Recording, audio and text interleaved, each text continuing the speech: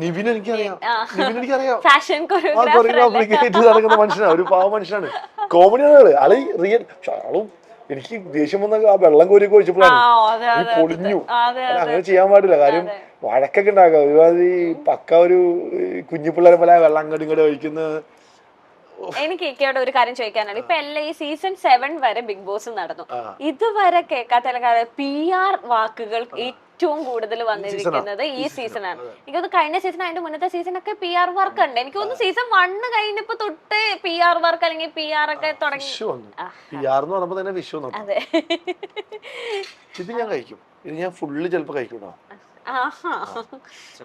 അവിടെ എന്നാ തുടങ്ങല്ലേന്ന്. അതെ, എന്നാ ഞാനൊന്ന് ടേസ്റ്റ് ചെയ്ത് നോക്കാം എങ്ങനെയുണ്ട്. അത് തൊട്ടുപോലും ഫുള്ളുടിക്കണം, ഒന്നും എടുക്കണ്ട. കുട്ടി പേടിച്ചു ഓടി.